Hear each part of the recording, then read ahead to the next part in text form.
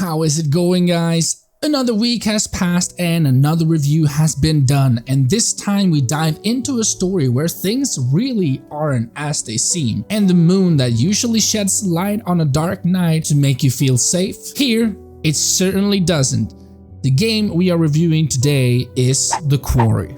The Quarry is an interactive horror game that was released on the 10th of June 2022 by the developers Supermassive Games and published by 2K. The game was released for PlayStation 4, PlayStation 5, Windows, Xbox One, and Xbox Series XS. As always, I will do a short introduction of the beginning of the game for people that are interested and don't care for spoilers. If you do care for spoilers, I suggest you skip to the timestamp below. It is a dark night on a lonely road in the middle of the woods. Two teenagers are on their way to a place called Hackett's Quarry, where they are going to work as counselors over the summer.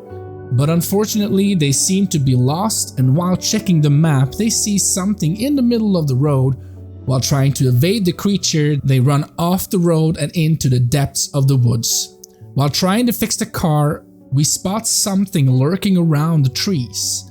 They decide to investigate, and this is where our story begins. The game looks great, and the character models are very impressive, especially their facial expressions. The use of the AI facial capture system Masquerade just makes the game feel more realistic, with actual facial expressions that are working like a charm when it comes to horror games. The first time I saw this was in LA Noire, and it just took my breath away. Another thing that I really enjoyed was the music in the game.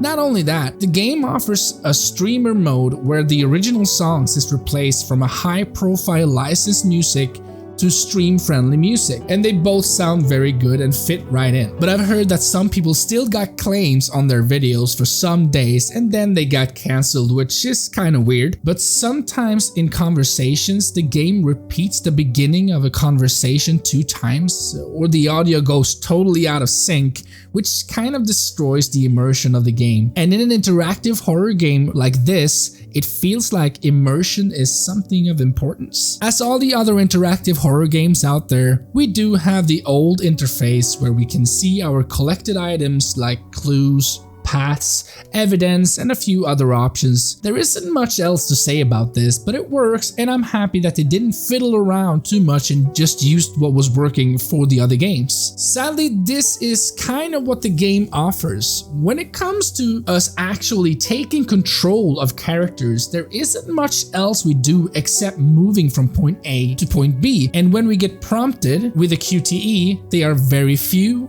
very easy, and very similar. I could play this game half asleep and still not miss any QTEs. There was no tension at all in the game, like in Until Dawn when you couldn't move your controller at all, and if you moved the slightest you failed.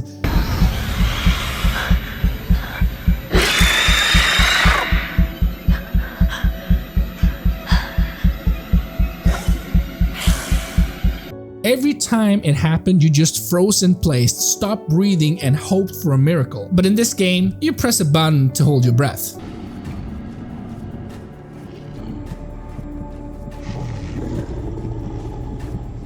They should have switched it up a little from just pressing one button or direction to more different buttons to surprise you just a little bit, but sadly, it was more like watching a movie instead of actual gameplay. I'm guessing that was something they were going for, since you can choose to just watch the whole game without any interactions and choose how the game will end. I don't know why they added this, but to me it feels like a waste of time. Why would you buy a game and just watch it? Isn't that what Netflix and all the other streaming services are for? As you move along in this game, you will collect different clues and evidence that will tell you more about what happened at Hackett's Quarry. Some of them are very easy to find, while others can be a little more difficult to collect. Apart from evidence and clues, you will also find tarot cards lying around that you can give to a certain person that can reveal some things that might happen as the story progresses that might help you on the way. The thing that makes me so sad is that the story isn't that bad.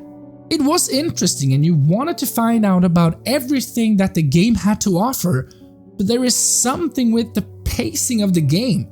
It takes forever before something actually happens in the game, and when it finally does, the game changes character and reset the pace, so you never really feel the tension at its fullest. I played through the game 3 times and collected all the clues since I wanted to find out if the choices actually matter, and I can confirm that there are some major choices that change nothing in the story, except for different conversations.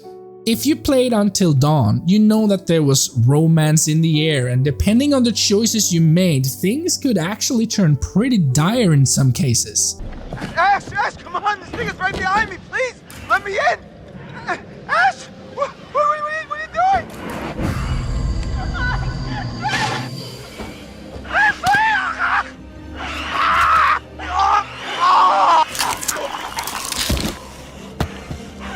Romance is clearly in the air in the Quarry, but that is also the only thing it ever is. At the end of the game, I just wasn't satisfied with how they explained what happened to everyone that survived. I liked most of the characters in the game, but felt that some of them wasn't necessary, while others was really doing the heavy work. Others just ran around on a blind goose hunt. I do understand that they are teenagers and running around not knowing what to do is probably what most teenagers would do in an event like this, but it's a game, not the real world. And if you have 7 playable characters, make sure that they all at least have more involvement in the game. There were also some things that weren't explained in the game at all. I'm trying to keep it as spoiler free as I can, but this time I have to talk about a certain character in the game, so skip to this timestamp if you don't want spoilers. The character I'm talking about is Kaylee and Caleb. Since Chris is locked up, why weren't Caleb and Kaylee locked up? All I've seen is people guessing what could have happened, but nothing is clear on why they were free while Chris was locked up. Some people say that this game is better than Until Dawn. It's your opinion, but I seriously can't say, in all honesty, that you could even compare the Quarry to Until Dawn. Maybe it is because Until Dawn was Supermassive Games' first interactive horror game, or maybe it's just because of syncing problems with the audio at some points, very few and limited interactions, problems with maintaining tension. Some characters had little involvement in the story, some major choices had no impact in the story. On the other hand, the game looked great, facial interactions were amazing, music both licensed and unlicensed fit perfectly, and a good ending. I was satisfied with how the story ended, but I just think that the wrap-up of what happened with the teenagers was unsatisfying, just to clear that up. My final verdict for the Quarry is a 6 out of 10. It's a below average game in my opinion, since there was too many flaws in the game and it was more like a movie than a game, but I still think you should experience it, but not at $65. I would wait until it goes on sale, and it is on sale right now for only $20 until the 13th of July. So if you want to experience it, now is the time to buy it. Well guys, that was it for this review, and I do hope that you enjoyed watching it as much as I enjoyed making it. If you did, and if you have a moment to spare, why not visit my channel and see my other reviews? It would really help me out, and remember, life is too short to play bad games. Let me help you find the best. See you guys.